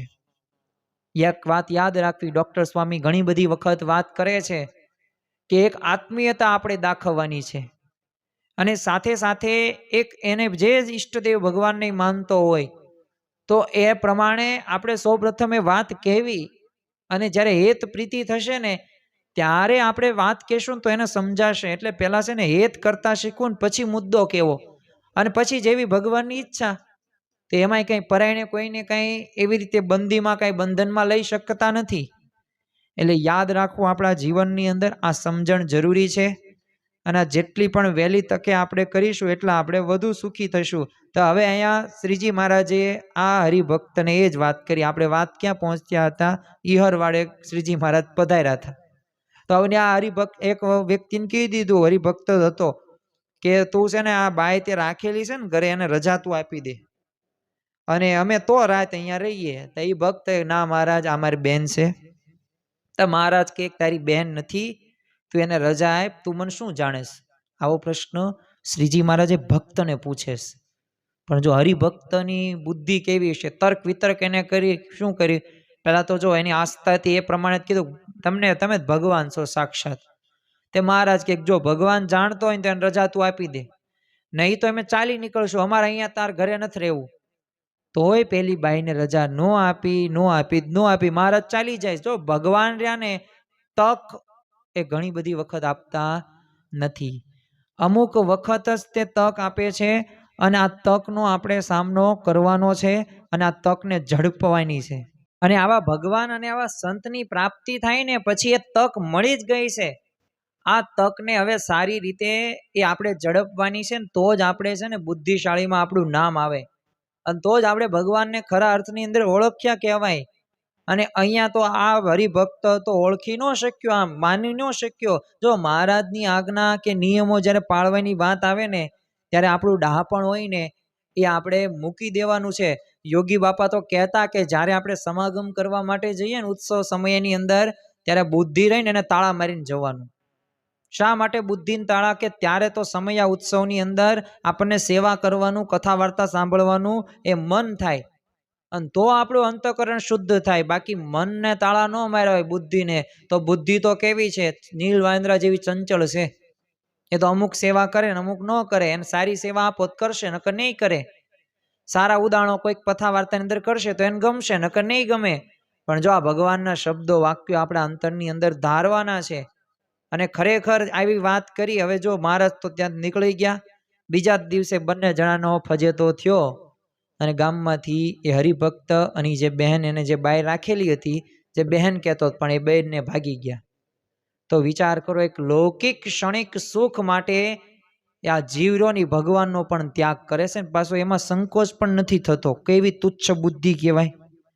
અને એટલે જ તે અહીંયા મહારાજે વચનામૃતની અંદર કીધું કે આ જે માયિક પદાર્થના ને પિંડ બ્રહ્માદિક તેમાં કોઈ પણ પ્રીતિ રહે નહીં, માયિક પદાર્થ સર્વે તુચ્છ થઈ જાય. પણ જો એ ખરેખરી રીતે ભગવાનની મોટપને પામ્યો હોય ને તો. અને આગળ મહારાજ કહે છે, અને એ ભગવાનને જ્યારે યથાર્થ મહિમા જણાયો ત્યારે ચિત્રકેતુ રાજાએ કરોડ સ્ત્રીઓનો ત્યાગ કર્યો, અને સર્વે પૃથ્વીનું ચક્રવર્તી રાજ્ય હતું તે રાજ્યનો પણ ત્યાગ કર્યો. ને તેમે એમ સમજ્યા કે એ ભગવાનના સુખ આગળ એ 100 લાખ સ્ત્રીઓનું એ સુખ તે શી ગણતરીમાં આવે, અને ચક્રવર્તી રાજ્યનું સુખ પણ શી ગણતરીમાં આવે, અને તેથી ઇન્દ્રના લોકનું ને બ્રહ્માના લોકનું સુખ પણ શી ગણતરીમાં આવે. તો જો આ ચિત્રકેતુ રાજાનું દ્રષ્ટાંત દઈને શ્રીજી મહારાજ આપણને એ જ સમજાવે છે કે જો આ પ્રકારે આપણે સારી રીતે કાર્ય કરવામાં નહીં આવે, અને જો ભગવાન તરફ આપણે આગળ નહીં વધીએ, તો પછી આપણી પાસે ગમે એટલું ધન સંપત્તિ કે સમૃદ્ધિ હશે ને તો આપણે સુખી નહીં રહી શકીએ. અને આગળ શ્રીજી મહારાજે જે વાત કરી એ અગત્યની અને મહત્વની, હજી વિશેષ શા માટે કહી શકાય? કારણ કે એમાં એક ભક્તની વાત કરી. જે મથાળું આપણે હતું ને મીનડિયા ભક્તનું, તો મીનડિયા ભક્ત સ્વાભાવિક રીતે આ તુચ્છ પદાર્થની અંદર પોતે આસક્ત થયેલો હોય છે, અને આમ કેમ બિલાડી જેવો આમ દંભી તમે ભક્ત ગણી શકો. અને આ દંભી પોતે પાછો કામ કરે પણ કાંઈ જે એમાં કામની અંદર કાંઈ ઠેકાણા ન હોય. હવે આપણે શ્રીજી મહારાજે જે આગળ કીધું એનું શ્રવણ કરીએ, અને એવા જે ભગવાનના તે વિના જે બીજા પદાર્થને વિશે પ્રીતિ કરે તો એ તો અતિશય તુચ્છ બુદ્ધિવાળો છે. જેમ કૂતરું હોય તે સૂકા હાડકાને એકાંતે લઈને જઈને કરડે તેમાં સુખ માને છે, તેમ મૂર્ખ જીવ છે તે દુઃખને વિશે સુખને માનીને તુચ્છ પદાર્થને વિશે પ્રીતિ એ કરે છે. જો અહીંયા મહારાજ એક દ્રષ્ટાંત આપ્યું, અને જે હતું એક કૂતરાનું. હવે કૂતરા હોય ને એને તમે હાડકું આપો ને બહુ ગમે. બોલો એ હાડકું ક્યાં સુધી પોતે એ કરડશે, તો એને એમાં સુખ જ આવે છે. કેમ કે આમાંથી મને મળશે. એના પેઢા હોય ને એ છોલાઈ જાય, પણ છતાં પણ એ હાડકાનું સુખ એને આવવાનું નથી આવવાનું. એમ આવા ઘણા બધા પણ વ્યક્તિઓ, જીવો આપણે એવા છીએ કે જે આ લોકના જેમાં દુઃખ જ છે પણ છતાં એને સુખ માની લઈએ છીએ, અને જે તે દુઃખને વિશે સુખને માનીને પ્રતીતિ કરીએ છીએ. અને જે ભગવાનનો ભક્ત કહેવાતો હોય તેને ભગવાન થકી બીજા પદાર્થમાં તો હેત વધુ હોય, તે તો કેવળ મીનડીયો ભક્ત છે. હવે અહીંયા મીનડિયા ભક્તની વાત કરી મહારાજે. તો શા માટે મીનડિયા ભક્તની વાત કરી? કારણ કે જેમ બિલાડી હોય ને એ ઉંદર પકડવા માટે છે ને પોતે એકાગ્ર થઈને બેઠી હોય ને ધ્યાન ધરે. પછી એને શું જણાય કે જ્યારે ઉંદર આવે ને એટલે હું તરાપ લઈને પકડી લઉં. એમાં સત્સંગની અંદર છે ને ઘણા બધા જે આગળ પડતા પણ છે ને સત્સંગી હોય અને એ કહેવાતા હોય, ઘણી બધી એ રીત રસમો વિરુદ્ધનું આચરણ પણ કરતા હોય ને ખોટો દંભ પણ કરતા હોય. જો આ સત્સંગની આપણે પ્રાપ્તિ થઈને, આ ભગવાન કે સંતની પ્રાપ્તિ થઈને આપણે આની લાજ રાખવી, અને આની લાજ રાખીશું ને તો જ ભગવાન ને સંતને ગમશે. હવે આપણે કહેવાયના હોય સત્સંગી અને લસણ ડુંગળી ભરપૂર માત્રાની અંદર ખાતા હોય, બહાર હોટલની ખાણીપીણી પીતા હોય અને ગમે તેવું અભદ્ર પણ ભાષા વાપરતા હોય, તો આપણે સત્સંગી કોને કહેવાય? હવે સત્સંગી એટલે કોને કે જેનામાં સારાનો સંગ એને કર્યો ને એવા ગુણો એનામાં આવ્યા હોય. પણ આપણા નિયમ ધર્મના ઠેકાણા ન હોય ને તો વેલ્યુ આપણી નથી જતી, કિંમત આપણી ઓછી નથી થતી, મૂલ્ય આપણું ઓછું નથી થતું, ભગવાન ને સંતનું મૂલ્ય ઓછું થાય છે. કારણ કે આપણે કોના કહેવાયણા? આપણે ભગવાન અને સંતના કહેવાયણા સિવાય આપણે જો નિયમ ધર્મ યુક્ત આપણું જીવન ન હોય તો ખરેખર એ ભગવાન અને સંતને એ ગમવાનું નથી. એટલે યાદ રાખજો કે આવા મીનડિયા ભક્ત નહીં થવાનું. કારણ કે એ પોતે દેખાવ કરે, ધ્યાન કરે, અને આવા સત્સંગની અંદર ઘણા બધા હોય કે જે પોતે દેખાડો કરતો હોય, દંભી અભિમાની હોય. એ પછી અમુક વાર અપમાનો એના થાય ને, પાસ ન મળે ને, ઉતારણ વ્યવસ્થા ન સચવાય ને એટલે પોતે ઘર ભેગા થઈ જાય અને પાછળ એવી બધી વાતો કરે ને કે એવી એક પણ વાત એમાં એની સાચી ન હોય, કારણ કે એને અભાવ આવી ગયો. એટલે જ મહંસો એમાં જ કહે છે કે અભાવ અવગુણ ઝેર સમાન છે. ઝેર ખાવાનું મન થાય, ક્યારે કોઈ જીવને ઝેર ખાવાનું મન ન થાય. બસ એ ઝેર ખાવાનું મન નથી થતું. કેમ? ખબર છે ખાશું મરી જશું. એમાં અભાવ અવગુણ રહ્યા ને એવા જ છે. પેલા સૌ પ્રથમ તો અભાવ આવે, પછી અવગુણથી જ આવે છે, અને છેલ્લે દ્રોહ સુધી પહોંચી જવાય છે. ભગવાન તો કહે છે વચનામૃતની અંદર શ્રીજી મહારાજ કે ભગવાનના ભક્તનો ક્યારેય દ્રોહ કરવો નહીં. એનાથી મોટું બીજું કોઈ પાપ જ નથી. અને આ પાપ આપણે અભાવ ગુણથી કરીએ છીએ. અરે એ મંદિરે ગમે ત્યારે આવે, એ ભલે 2-3 વખત પ્રસાદી લે, એ એના મનનો સ્વભાવ છે. પણ હવે આપણે એના સ્વભાવમાં પડ્યા, આપણે એનો વહીવટ કર્યો, તો આપણે અભાવમાં પડ્યા, તો આપણે ઝેર ખાવાનું કામ કર્યું ને, તો આપણને એક વ્યક્તિને નહીં અભાવ આવે, અન્ય બીજા વ્યક્તિનો પણ અભાવ આવશે. આપણી કાર્યશૈલીની અંદર એ અભાવ વણાઈ જશે, પછી અવગુણ થશે. છેલ્લે પછી એ સંત કે હરિભક્તનું સાનિધ્ય આપણે ગુમાવી દઈશું અને આપણે આમ સારા સંસ્કારો પણ નહીં આવે, કારણ કે આપણે ત્યાગ કરી નાખ્યો. આપણને હરિભક્ત કે સંત એ ગમતા નથી. એટલે બધાય પોતપોતાના છે ને એ પોતાનું એ કંઈક બાકી રહી ગયેલું છે, કંઈક આસક્ત હશે, એના લીધે અહીં બ્રહ્મરૂપ થવા માટે આવ્યા છે. ને આપણા સાથે એક સંબંધનો મહિમા એટલે રાખવાની વાત ઘણી બધી વખત કરવામાં આવે છે. તો આવા મીનડિયા ભક્ત ન થવું, મહારાજે આ વાત કરેલી છે. અને જો આ પ્રમુખ સ્વામી મહારાજ તો ઘણી વખત આપણને એવો કથા વાર્તાની અંદર સમજાવતા. આમ તો ગમે ત્યારે આ વાત છે ને એમના મુખેથી આવી જ જાય, નિયમ ધર્મ બાબતમાં તે કે આપણે છે ને સભામાં શાંતિથી આમ બેઠા હોય અને સ્વામિનારાયણ ભગવાનની જય, હરે હરે હરે આવું બધું બોલતા હોય, અને પછી પાછું છે ને બહાર જઈએ ને તો નાચ ગાનની અંદર શું બોલીએ? વન્સ મોર, વન્સ મોર, વન્સ મોર. હવે આને કેવા ભક્ત કહેવાય? તો આ વચનામૃતના આધારે મીનડિયા ભક્ત કહેવાય. આપણા બિલાડા જેવા કામ થયા. તો પછી ધ્યાનમાં કરીએ આપણે ઓહો બહુ કામ, બિલાડીને કામકાજ સારું, પણ તરાપ મારવા બેઠી હોય. તો એમ આવા મીનડિયા ભક્ત નથી થવાનું, આપણે ખરા ભક્ત થવાનું છે. એવા શૂરવીર ભક્ત થવાનું છે કે જેથી ભગવાન એ પ્રસન્ન થાય. અને જો મહારાજે અહીંયા આગળ વચનામૃતની અંદર આપણને ખરા ભક્તની વાત કરતા કીધું છે કે અને જે ભગવાનનો અધિક હોય તેને જ્ઞાન વૈરાગ્ય ને ભક્તિ અને ધર્મ તેને યુક્ત એવો જે ભગવાનનો ભક્ત હોય તે એમ જાણે કે શૂરવીર હોય તે લડવા માટે શત્રુ સન્મુખ ચાલે પણ બીવે નહીં, એને શૂરવીર સાચો. અને શૂરવીર હોય તે લડાઈમાં કામ ન આવ્યો અને ગાંઠે ધન હોય ને ખર્ચા વાપર્યામાં કામ ન આવ્યું તે વૃથા છે. અહીંયા મહારાજે પાછા નવા દ્રષ્ટાંતો દ્વારા આપણને નવી વાત સમજાવે છે કે ખરા ભક્ત કોને કહેવાય?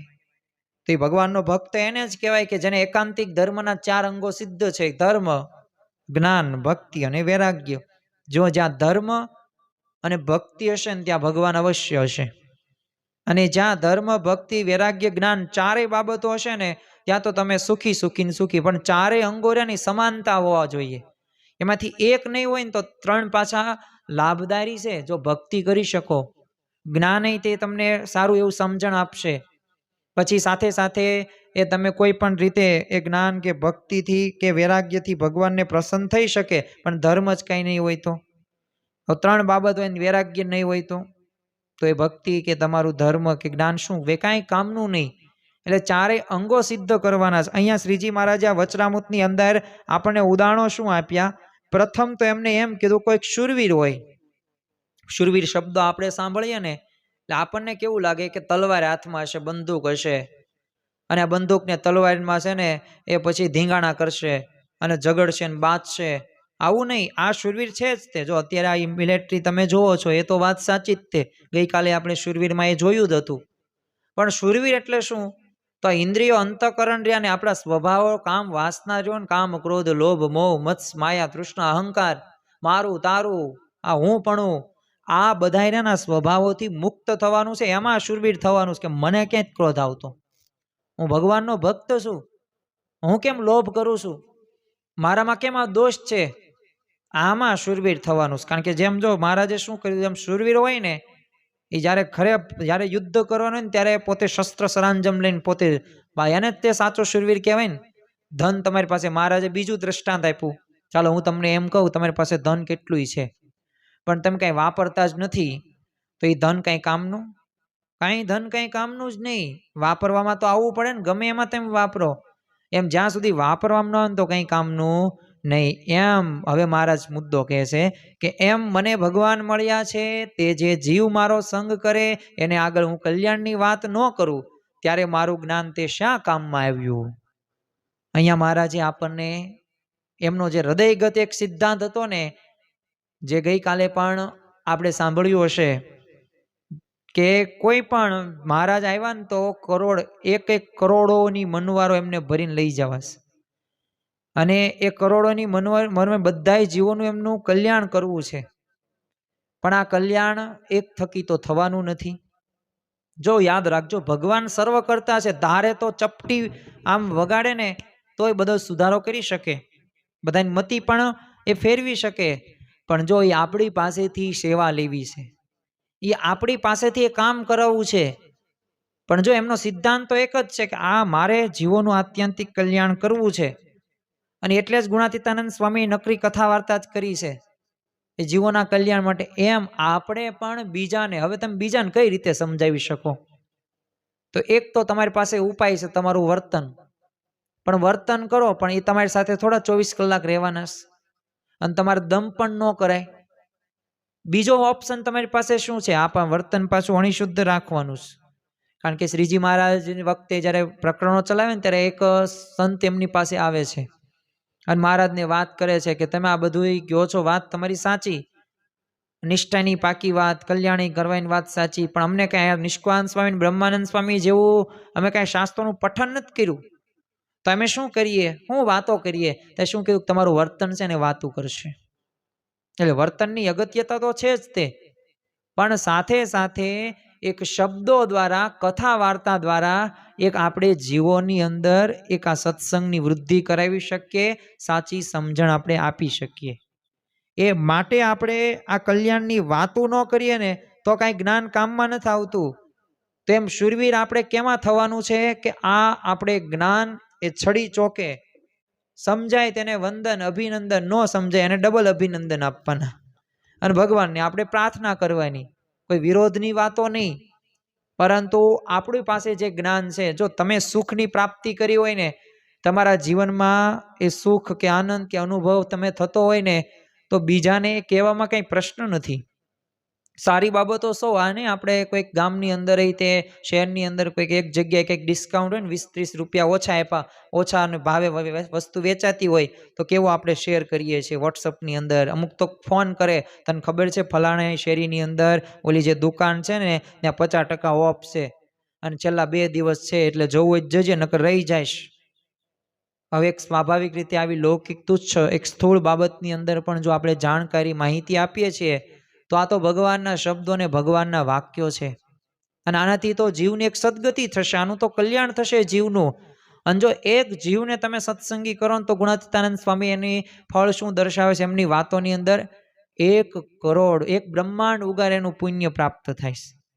એક જીવને તમે સત્સંગી કરો ને તો 1 બ્રહ્માંડ ઉગાર્યાનું. તો વિચાર કરો કે 1 બ્રહ્માંડ ઉગારે એનું પુણ્ય જો તમને મળતું હોય તો આપણે શા માટે, જો આપણે મૂળ અનાદિ અક્ષર મૂર્તિ ગુણાતીતાનંદ સ્વામીના શબ્દો આપણે અંતરમાં જ્યારે ધારીશું ને, ખરેખર આ ફળ છે. આ કંઈ હવાની અંદર કે શિયાળની અંદર આપણે અત્યારે ધનુર્માસ છે અને 2 દિવસથી ઠંડી થોડીક વધુ પડે છે અને આપણે ગોળા મારીએ છીએ, એવું નથી. આ બધા ગુણાતીતાનંદ સ્વામી બોલેલા છે, આ શાસ્ત્રોનો સાર છે. અને એટલે જ તે જો આપણે આ 15 દિવસ દરમિયાન આપણે આ વચનામૃતનો સમયાંતરે એ આપણે નિરૂપણ સાંભળવાના છીએ. અને એક વચનામૃત આપણે આત્મસાત કરવા માટે પણ પ્રયત્નો કરવાના છીએ. અને શ્રીજી મહારાજ આપણને કઈ પરાકાષ્ઠા સુધી લઈ જાય છે ને એની વિશેષ વાતો મારે ને તમારે, આપણે સૌ કોઈને આપણે સમજવાની છે. મારે સૌ પ્રથમ સમજવાની છે. એટલે એના માટે આ કથા વાર્તા જરૂરી છે. અને આ શબ્દોથી થઈ શકે. એટલે આ જ્ઞાન રહ્યું ને કામમાં ક્યારે આવ્યું કહેવાય કે જ્યારે આપણે અન્યને આપણે કહીએ. અને ખરો ભક્ત એને જ કહેવાય કે જે બીજો કોઈ પદાર્થ અધિક તો હોય નહીં એના મતે એક જ તે મહારાજનો એ હૃદયગત જે સિદ્ધાંત છે ને, આ સિદ્ધાંતને આપણે આગળ વધારીએ. તમે જો કે રામાયણની અંદર હવે આ લંકા વિજય પછી તે તમે જો સીતા માતા હનુમાનજીની સેવાથી બહુ તે પોતે રાજી થઈ ગયા હતા. અને આપણને ખ્યાલ છે 9 લોકો હાર હતો ને એ ભેટની અંદર આપે છે. પણ આ હનુમાનજી દ્વારા એક કૃત્ય કરવામાં આવે છે. હારમાં જે મણકા હોય છે ને તોડી આમ પોતે જોવે, પછી ઘા કરી દે, જોવે ઘા. રાજ દરબાર વચ્ચે હો, આજુબાજુ બધાય હતા.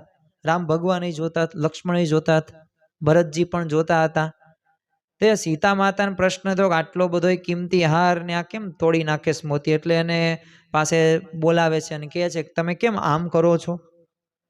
ત્યાં હનુમાનજીએ શું કીધું કે માતાજી, તમે મને આ 9 લોકો હાર આપ્યો એ બદલ તો તમારો આભાર. તમે મારી સેવાથી પ્રસન્ન થયા એ માટે તમારો ખૂબ ખૂબ આભાર. પણ તમે જે આ મણકાઓ તમે મને આ અંદર જે છે ને એમાં મન રામ કંઈ દેખાતા નથી. અને જેમાં રામ ન હોય તેનું મારે કંઈ કામ નથી. ત્યાં સીતા માતાએ શું કીધું, તો પછી શું તારા શરીરની અંદર રામ ભગવાન હશે ને? અને હનુમાનજી હા છે જ તે ને, કે તો બતાવ્યું તો. અને આપણને એ ચિત્ર ખ્યાલ છે, આપણને પ્રસંગ ખ્યાલ છે કે 2 હાથથી એ છાતી ફાડે છે અને એમાં રામ, સીતા, લક્ષ્મણ, ભરત આ બધા દેખાય છે. તો જો આ પ્રકારનો આંતરનાદ એ હનુમાનજીએ જો આ રીતે રામ ભગવાનની સેવા કરેલી છે તો આને ખરા ભક્ત કહેવાય. એમ આપણે આ જ્ઞાનની વાતો બીજાને કરશું ને તો આપણે સાચા ભક્ત કહેવાયશું. અને તો ભગવાન રાજી થઈને આપણને અક્ષરધામ બક્ષિસ આપશે. કારણ કે આપણે તો છે ને ભગવાન વિના આપણી વૃત્તિ એ ક્યાંય ન જાય ને, અને બસ આપણે અલૌકિક ભગવાનનું સુખ પામવાનું છે. અને એ કૃપાએ કરીને આપણે પ્રાપ્ત કરી શકીશું. અને જો તુજ સંગે કોઈ વૈષ્ણવ થાય તું વૈષ્ણવ સાચો, તારા સંગને રંગ ન લાગે ત્યાં લગી તું કાચો. તારા સંગે કરીને તારી કથા વાર્તા કે તારા શબ્દોથી હજે કોઈનું અંતર એ છેદાતું નથી, કે સુધારો કરવાનો પ્રયત્ન નથી થતો ને તો હજી તો તું ખરો ભક્ત નથી. હજે તું કાચો છું. હજી તો તારે ઘણું બધું પ્રાપ્ત કરવાનું બાકી છે. એમ જ્યાં સુધી આપણા નજીકના કોઈ સગા સંબંધી હોય કે મિત્ર વર્તુણક હોય, એ જો આપણને જોઈને એ પોતે એને ગુણ ભાવ ન આવે ને, અને એ પોતે સારી રીતે સત્સંગમાં તે પોતે એ સારું ન બોલે ને, ત્યાં સુધી સમજી લેવાનું કે આપણે ખરા ભક્ત નથી. કે આ તો આપણે સમજાવવામાં ભૂલ. જાપાનમાં છે ને કહેવત છે, નો કસ્ટમર ઇઝ અ wrong. ગ્રાહક ક્યારેય ખોટો હોતો જ નથી. તો કઈ કહેવત છે ત્યાં? ગ્રાહક કોઈ દિવસ ખોટો નથી હોતો. પરંતુ છે ને તમે ગ્રાહકને સમજાવી ન શક્યા ને, એ તમારી ભૂલ છે. એટલે તમે એને એવી રીતે સમજાવો કે સમજી જાય. એટલે જો લોકો સમજવા તો બેઠા જ છે, પણ તમે એ જ્યાં સુધી એ સાચું જ્ઞાન સાચા રસ્તા સુધી પહોંચાડશો ને, ઓલું કહેવાય ને કે જ્યારે બલૂન દોડાવે ને તો બરોબર નસ હોય ને એમાં બલૂન નાખો ને તમે ડોક્ટર, તો એ દોટે અને જે બ્લોકેજ હોય ને દૂર થાય. એમ જ્યાં સુધી એ નસ નહીં પકડો ને ભક્તની કે ગુણભાવીની, ત્યાં સુધી એ ખરેખર રીતે એ સત્સંગની અંદર એ આગળ વધી શકશે નહીં. એને ગુણ પણ નહીં આવે. તમારા કામ તમારી પાસે રાખો એમ જ કહેશે. અને જો એ આપણે કરવાનું, પણ પરાયણે કે જોર જુલમથી નહીં. આપણે જે અનુભવ કર્યો છે એ આપણે બીજાને કહી શકીએ. ગમે ત્યારે આપણે કોઈક ધંધો વેપાર કરતા હોય તો ત્યાં આપણી સાથે કામ કરતા હોય તો એને પ્રેમથી વાત કરો. જે ઈષ્ટદેવ ભગવાનને માનતા હોય એને તમે વાત કરો. અને હા, એવી વાત નથી કે આપણે એમને સ્વામિનારાયણના તે સત્સંગી બનાવી નાખવા છે અને નિત્ય પૂજા જ કરવા. અરે એના બાળકને કોઈક ભણવામાં કંઈક પ્રશ્ન હોય તો એને તમે બાળ સભામાં મોકલો, એને તમે વિડીયો દેખાડો કે જેથી એ પોતે ભણવાની અંદર આગળ વધે. તો લૌકિક રીતે તમને ફાયદો થાય, આર્થિક રીતે તે. આપણે સત્સંગી કે આધ્યાત્મિક દ્રષ્ટિ નથી રાખવી, ચાલો, પણ તમારી એક પવિત્ર ફરજ તો છે ને કે તમે મંદિરે આવો ને સત્સંગ કરો છો અને જે સભા કે જે મુદ્દાઓ છે કે જેની અંદર આધ્યાત્મિક લૌકિક બંને રીતે આગળ વધી શકાય તો તમે લૌકિક મુદ્દો એને કયો તમતાર. એનામાં સંસ્કારો સારા આવશે, તમારો એ આભાર માનશે, એક ગુણ આવશે કે જો આ ભલા આ ભક્તએ છે ને મને બાળ સભામાં મારા બાળકને જવાન કીધેલું ને તો પછી વર્ષ પછી તમારી પાસે આવશે અને કહેશે કે તમારો ખૂબ ખૂબ આભાર કે તમે મને એ કીધું ને સમય બાળ સભાનો, તો એમાં મારું બાળક જાય છે ને વર્ષથી તો મને પંચાંગ પ્રણામ કરે છે. બધો સારો એવો વિવેક એમાં આવી ગયો. પહેલા બહુ ગાળું બોલતો પણ જો ગાળું એને હવે નથી બોલતો. અને ભણવામાં તો A1 હવે લાવે છે માર્ક્સ, પહેલો નંબર બીજો નંબર જ હોય છે અને બહુ ઘરનું કામકાજ બધું કરે છે. જો હું તો એક વાત તમને કહું, જ્યાં પણ સંસ્કાર મળતા હોય ને ત્યાં આપણે આપણા બાળકને મોકલવા જોઈએ. મંદિરની અંદર, ગામની અંદર, ઘરની આજુબાજુ સોસાયટીમાં હનુમાન ગઢી હોય, મઢી હોય કે જે શિવજીનું મંદિર હોય, બાપા સીતારામ જે તમે કહેતા હોય કે સ્વામિનારાયણ ભગવાનનું સંસ્કાર ધામ હોય, મંદિર હોય, ત્યાં કંઈક આધ્યાત્મિક પ્રવૃત્તિ થતી હોય ત્યાં મોકલવા જોઈએ કે જેથી એનામાં ધર્મ આવશે, એક નીતિમત્તા, પ્રામાણિકતા આવશે અને જેના લીધે એ સાચો સુખનો અનુભવ કરી શકશો. જો ડાયરેક્ટ આ કાર્ય નહીં થાય પણ એક વખત, બે વખત, ત્રણ વખત પછી જો તમે ભગવાન ઉપર શ્રદ્ધા રાખીને કરશો ને થશે જ તે. આફ્રિકાના મગનભાઈ આ જ કરેલું અને આ બધા એવા ભક્તો થઈ ગયા કે જેમને કઈ સત્સંગ હતો જ નહીં પણ છતાં પણ ઘણા બધા તો આ કરવાનું જ કામ. અને આ જેટલું પણ કરીશું ને એટલું આપણે આગળ વધીશું ને. એટલે જ જો મહારાજે એમ જ કીધું કે શૂરીર હોય ને લડાઈમાં કામ ન આવ્યું, કઈ ગાંઠે ધન હોય ને ખર્ચા વાપરે એમ ન આવ્યું, કઈ બધું કામનું ન, કે બધું વૃથા છે. એમ મને ભગવાન મળ્યા છે અને જે જીવ મારો સંગ કરે તો એને આગળ હું કલ્યાણની વાત ન કરું ને તો મારું જ્ઞાન શા કામમાં આવે. આ મહારાજ એમ નામ કહેતા નથી. અને આજે દુનિયાની અંદર તમે જુઓ કે દરેક પોતપોતાની કંપનીનો માલ, વસ્તુ દુનિયામાં પ્રત્યેક માનવી સુધી પહોંચાડવા માટેના વિચારો કરે છે, કેવા પ્રયત્નો કરે છે. તો એ તો અમુક સારી કે ખોટી પણ બાબતો હોઈ શકે. બધાય પ્રોડક્ટ કે પદાર્થ કોઈ કંઈ સાચી નહીં પણ છતાં પણ જો પોતે કરોડો અબજોપતિ થઈ જાય છે. તો આપણે તો આપણી પાસે તો આ સાચી વાત છે અને જ્યાં સુધી આપણે આ કરશું નહીં, જો એક યાદ રાખવું, આમાં એક હકારાત્મક વલણ રાખવું. તમે જો વીમા પોલિસી ક્ષેત્રમાં જે કંઈ કામ કરતા હોય ને એમાં તમે જુઓ કે એનું સફળતાનું એક જ સૂત્ર છે. જ્યારે છે ને વીમો પોલિસી સમજાવવામાં જવા માટે એમનું મન મોડું પડે ને તે એક વિચારે કરે. પહેલાં તો એક ગાંધીજીનું એક વાક્યથી તેઓ આ LICના જે કોઈ અધિકારીઓ હોય એ પોતે વણાયેલા છે કે ગ્રાહક એ ભગવાનનું સ્વરૂપ છે. આ ગાંધીજીનું વાક્ય છે કે કસ્ટમર ઇઝ ધ ગોડ. આ વાક્ય છે ને ગમે ત્યાં તમે જાઓ LICની ઓફિસની અંદર ત્યાં લખેલું હોય કે ગ્રાહક એ ભગવાનનું સ્વરૂપ છે. પણ જ્યારે આવું મન મોડું પડી જાય ને તો ત્યારે કયો વિચાર રાખે કે મારે કાંઈ ખોવાનું કાંઈ હતું નહીં. જ્યારે મારી પાસે ત્યારે પ્રયત્ન કરે મને લાભ એ થવાનો હોય તો પ્રયત્ન હું શા માટે ન કરું? કારણ કે મારી પાસે ખોવાનું કાંઈ છે જ નહીં, તો હાવ જીરો જ છું, તો પછી હું કંઈક મેળવી તો શકીશ ને, સાવ કંઈ બધું ગુમાવી તો શકીશ નહીં. અને એટલે જ તે જો પ્રમુખ સ્વામી મહારાજ આપણને ઘણી વાર કહેતા કે આપણી વાત સામેવાળાને સમજાય કે ન સમજાય પણ આપણી તો દ્રઢતા થાય જ છે ને. બસ આ વિચાર સાથે આગળ વધવું. તમને મારી વાતો તમને ગમે કે ન ગમે પણ મને તો દ્રઢતા થાય છે ને, મારા જીવનું તો કલ્યાણ થાય છે ને, આ વિચાર સાથે મારે તમને કથા વાર્તા કરવાની. તમારે પણ બીજાને કથા વાર્તા કરવાની. તમારે પણ બીજાને આ રીતે સાચું જ્ઞાન. અને જો ઘરની અંદર વચનામૃતો કે રામાયણ કે શ્રીમદ ભગવદ્ ગીતા કે સ્વામીની વાતો આ બધું હશે ને ધર્મના પુસ્તકો, તો આપણને વાંચવાનું મન થશે. અને 21 દિવસ સુધી ટ્રાય કરજો. ચાલો 5 દિવસ, બસ 21 દિવસનો ટાઈમ આપણી પાસે. અત્યારે આપણે પાસે બહુ બિઝી શિડ્યુલની અંદર રહીએ છીએ અને મોંઘવારી છે, સમય નથી, આવા કારણો આપણી પાસે હોય છે. હું તમને એમ કહું 5 દિવસ ટ્રાય કરજો, ગમે તે ધર્મગ્રંથ, એમાં પછી સ્વામીની વાતો હોય, ભાગવત હોય, મહાભારત હોય, રામાયણ હોય, આમાં તમારે ખાલી 5 પેજ કે 3 પેજ વાંચજો દરરોજ, ખાલી 15 થી 20 મિનિટ. છઠ્ઠા દિવસે તમને અનુભવ થશે. કેવો અનુભવ થશે? તો સુખદેવજીએ છે ને એ ભાગવતની કથા એ પરીક્ષિત રાજાને કરી, અને 5મા દિવસે કેવો કોન્ફિડન્સ આવી ગયો. તક્ષક નાકથી કરડવાના હતા એટલે એને શ્રાપ મળ્યો હતો, પણ 7મા દિવસે શું કીધું? અત્યારે હાલ અભી સાપ આવે ને કરડે ને તોય મન કઈ બીક નથી, નિર્ભય થઈ ગયો. તો એમ છઠ્ઠા દિવસે તમે 3જા 4થા દિવસે અનુભવ કરશો કે આ તો બધા જીવનના બધા પ્રશ્નો જવાબ તો અહીંયા જ બધા આપવામાં આવ્યા છે, અને ખરેખર તો સુખ અહીંયા જ છે. પણ જો જ્યાં સુધી આપણી દ્રષ્ટિ ત્યાં ગઈ નથી ને ત્યાં સુધી એ આપણે સુખનો અનુભવ કરી શકતા નથી. એટલે સુખનો અનુભવ કરવા માટે એ જરૂરી છે. જ્યાં સુધી આ પ્રકારે આપણે આગળ નહીં વધીએ ને ત્યાં સુધી એ નહીં કોઈ પણ પ્રકારે લાભ નહીં થાય. અને યાદ રાખજો કે to teach is to learn twice, કે બીજાને શીખવવું ને તે 2 વખત શીખવા બરાબર છે. એટલે શીખવાડવું કથા વાર્તા દ્વારા કે પ્રસંગો દ્વારા કે સારા સારા એવા પ્રયત્નો દ્વારા. કારણ કે જો શ્રીજી મહારાજે ગઢડા પ્રથમના 71મા વચનામૃતની અંદર સત્સંગી માત્રને એક આજ્ઞા કરી છે કે ભગવાનના ભક્તને ભગવાનનું સ્વરૂપ અક્ષરધામ સહિત પૃથ્વી ઉપર વિરાજમાન છે એમ સમજવું, અને બીજા આગળ પણ એવી વાર્તા કરવી. તો જો આ પ્રકારે આપણે કરવામાં આવશે ને તો મહારાજ અને સ્વામીનો આપણે રાજીપો લઈ શકીશું. અને છેલ્લે આ વચનામૃતના શબ્દો આપણે જોઈને પૂરું કરીએ.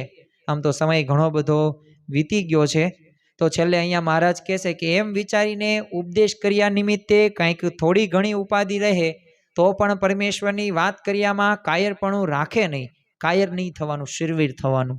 અને એમ કહીને શ્રીજી મહારાજે તુલસીદાસજીના 3 પદ ગૌરાવ્યા, ને 3 પદમાં નામ એક તો જાકી લગન રામ સો નાહી, તથા બીજું કે ઓહી કહ્યો સુન વેદ ચહું, ત્રીજું કે જ્યાંકુ પ્રિયમન નામ વેદેહી. આ 3 પદ ગૌરાવીને પછી શ્રીજી મહારાજ બોલ્યા છે કે જેવી રીતે આ પદમાં કહ્યું છે તેવી રીતે આપણે રહેવું છે. તે કરતાં કરતાં જો કંઈક અધૂરું રહ્યું અને એટલામાં જો દેહ પડ્યો તો પણ મરીને નરક 84માં જવું નથી, કે કોઈ ભૂત પ્રેત થવું નથી. સુધો ભૂંડામાં ભૂંડો દેહ આવશે તો પણ ઇન્દ્રના જેવો જે બ્રાહ્મણના જેવો તો આવશે, પણ એથી ઉતરતા તો નહીં આવે. માટે નિર્ભય રહીને ભગવાનનું ભજન કરવું. અને એમ કહીને શ્રીજી મહારાજે મુકુંદ બ્રહ્મચારી પછી તેડવા આવ્યા ને ભેળે જમવા પધાર્યા. તો ઇતિ વચનામૃતમ એ ગરડા મધ્યનું એ 57મું વચનામૃત થયું. તો છેલ્લે મહારાજ આપણને એ જ કહે છે કે આ રીતે તે ક્યાંક કાયરપણું તો નહીં જ રાખવાનું, પણ કંઈક અધૂરું રહી જાય. કારણ કે બધું સંપૂર્ણ તો થવાનું નથી, તો ભગવાનની એ બળે જ થવાનું. આપણે ગમે એટલા આમ કહેવાય ને ટાંટિયા કે પગ ગમે એટલા ખેંચશું, ગમે એટલા તોડશું, પણ જ્યાં સુધી ભગવાનની કૃપા નહીં હોય ને ભગવાનની ને સંતની દ્રષ્ટિ નહીં હોય ને ત્યાં સુધી એ પ્રકારનું આપણા દેવતી આવશે જ નહીં.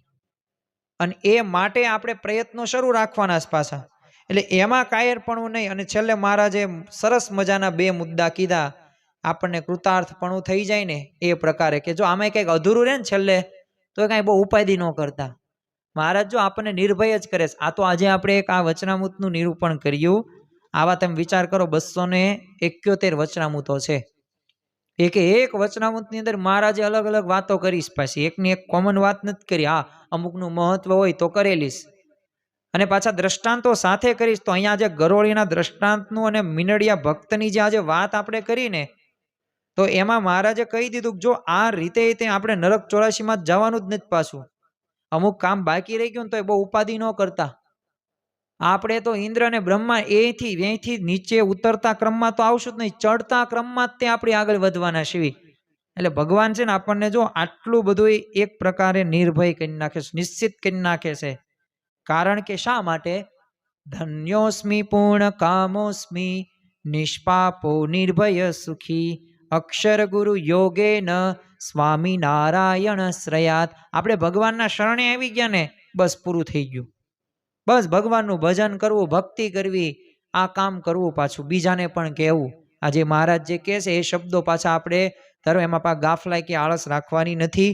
તો આજના દિવસે મહારાજ સ્વામીના ચરણોમાં પ્રાર્થના કરીએ કે આજે અમે જે ગરડા મધ્યનું 57માં વચનામૃતનું જે નિરૂપણ સાંભળ્યા મેં તમને જે કર્યું એ મારા અને તમારા આપણા સૌ કોઈના જીવનની અંદર ચરિતાર્થ થાય. બોલવા ખાતર તો હું બોલી પણ ન શકાય, કારણ કે ઘણી બધી વખત એ સ્વાભાવિક રીતે એ વ્યક્તિના જીવનમાં અસર થતી હોય શબ્દોની, એટલે મારા જીવનમાં પણ આવે, તમારા જીવનમાં પણ ચરિતાર્થ થાય, કારણ કે બધાની ગતિ અલગ અલગ છે અને બધાની ગતિ અને આધીર જ તે પોતે આગળ વધવાના છે. પણ જો આ ધ્યેયને આ શબ્દો સાંભળ્યા હશે ને તો જીવ છે ને જીવ શબ્દે કરીને પોતે બળને પામે છે, વૃદ્ધિને પામે છે. એટલે આ બધા શબ્દો કે વાક્યો મારા નથી, આ બધા શાસ્ત્રોના જ વાક્યો છે ને એના આધારે જ હું કથા કરું છું. કે હું બાળપણની અંદર જ મને બધું બ્રહ્મ જ્ઞાન પ્રાપ્ત થઈ ગયું. હું કાંઈ શંકરાચાર્ય પણ ભગવાન નથી, શંકરાચાર્ય નથી કે 16 વર્ષની ઉંમરે 15 વર્ષની ઉંમરે બધા વેદો મેં કંઠસ્થ કરી નાખ્યા, શ્રીમદ ભાગવત, ભગવદ્ ગીતા, ભાગવત બધું કંઠસ્થ અને મુખપાઠ કરી નાખ્યો છે. એ શાસ્ત્રોના આધારે હું તમને વાત કરું છું. મને જેટલું અલ્પ આવડે છે એટલું હું તમને કહું છું. તો આપણે સૌ કોઈ આ બધા શબ્દો અંતરમાં ધારીએ અને ભગવાનનું સુખ તરફ આપણે આગળ વધીએ. આત્માનું સુખ ઘણું બધું છે, ભગવાનનું સુખ બહુ અધિક છે.